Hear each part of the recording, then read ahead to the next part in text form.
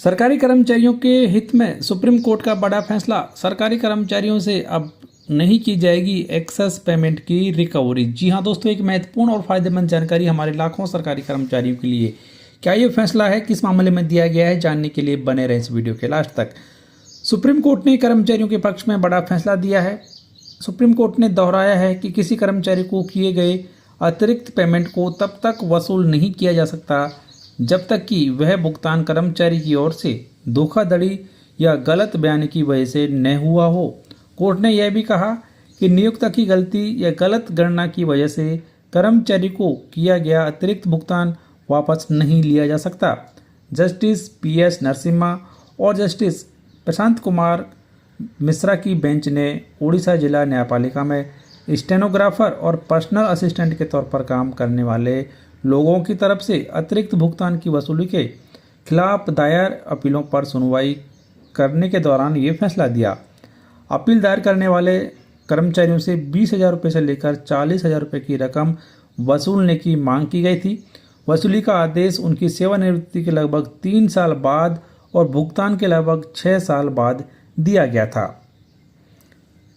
माननीय supreme court ने इस याचिकाओं पर सुनवाई करते हुए पहले तो सभी याचिकाएं खारिज कर दी, तब अपीलकर्ता ने यानी कि हाई कोर्ट ने याचिकाएं खारिज कर दी थी, तब सभी अपीलकर्ताओं ने सुप्रीम कोर्ट का दरवाज़ा खटखटाया। जस्टिस PS नरसिम्हा और जस्टिस प्रशांत कुमार मिश्रा की पीठ ने पूर्व के विभिन्न फैसलों का उल्लेख करते हुए यह निर्णय दिया है। पूर्ववर्ती फैसलों में 2022 का मामला Thomas Daniel versus state of Karnataka Kerala and others भी शामिल था। बेंच ने कहा कि कोर्ट लगातार कहता रहा है कि अगर अतिरिक्त राशि किसी धोखाधड़ी या कर्मचारी द्वारा गलत बयान की वजह से नहीं की गई है, यदि ऐसा अतिरिक्त भुगतान नियोक्ता की गलती या नियम या आदेश की गलत व्याख्या के आधार पर की गई है, तो बाद में गलत साबित यदि वो नियम होता है तो ऐसे अतिरिक्त वेतन या भत्तों की वसूली कर्मचारी से नहीं की जा सकती।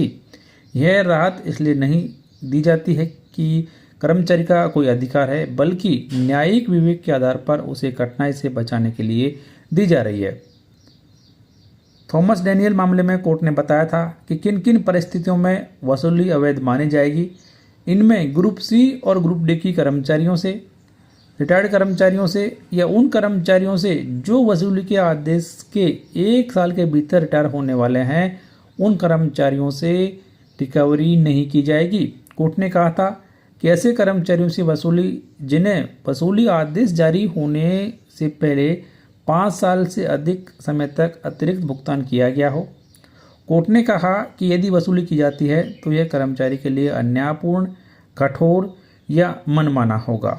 यह नियोक्ता के अधिकारों के लिए किसी भी तरह से न्यायसंगत संतुलन से कहीं अधिक होगा।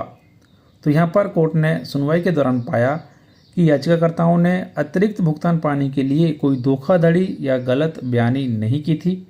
साथ ही उन्हें वसूली आदेश जारी करने से पहले कोई सुनवाई का अवसर भी नहीं दिया गया था। याचिकाकर्ताओं ने स्टेनोग्राफर के रूप में रिटायरमेंट भी ले लिया था और वो किसी गजेटेड पद पर भी नहीं थे, इसलिए कोर्ट ने वसूली को गलत माना और वसूली पर रोक लगा दी।